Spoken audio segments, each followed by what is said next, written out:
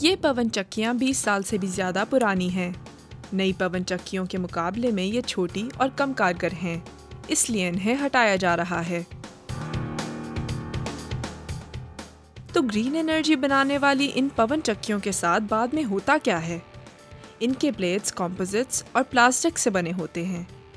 ان کی ری سائیکلنگ کے بجائے انہیں لینڈ فلز میں پھینک دیا جاتا ہے یا سیمنٹ اور سٹیل فیکٹریوں میں جلا دیا جاتا ہے۔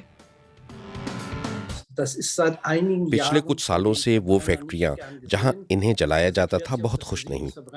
اس کی وجہ کمبشن ہے۔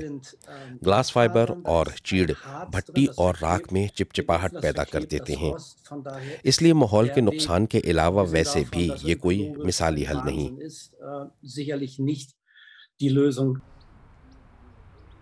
اس شعبے میں ری سائیکلنگ ابھی بہت پیچھے ہے۔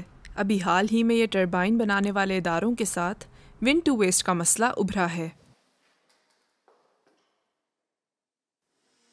اس سے عموماً کچھ ایسی صورتحال پیدا ہوتی ہے جیسے کہ اس سرسبز میدان میں یہ پھینکی گئی پرانی پون چکیاں کباڑ خانے کے لیے تیار کی جا رہی ہیں۔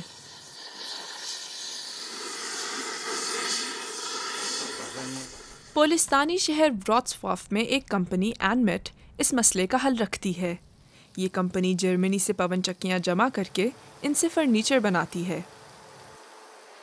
12 میٹر لمبے ان کے بلیڈز کو پہلے ٹکڑوں میں توڑا جاتا ہے اور پھر انہیں پینٹ کیا جاتا ہے۔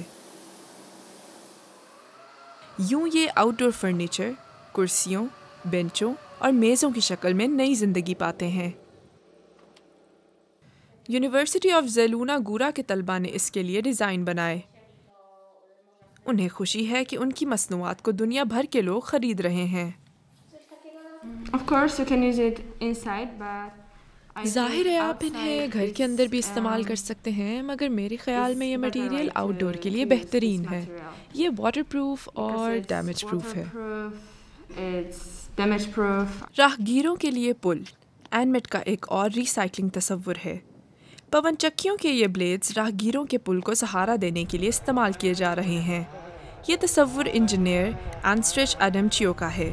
ان کے لیے یہ فاضل مواد نہیں بلکہ کام کی شے ہے۔ مثال کے طور پر ہمیں روٹر کی شکل تبدیل کرنے کی ضرورت نہیں پڑتی۔ ہم 1 درجن پنکھوں سے ایک ڈھانچہ بنا لیتے ہیں۔ یہ بہت بڑا بننے جا رہا ہے۔ اسے دیکھ کر لوگ حیران ہو جائیں گے۔ آنڈرے شنیبل ونگز فار لیونگ کے نام سے ایک آن لائن شاپ چلا رہے ہیں۔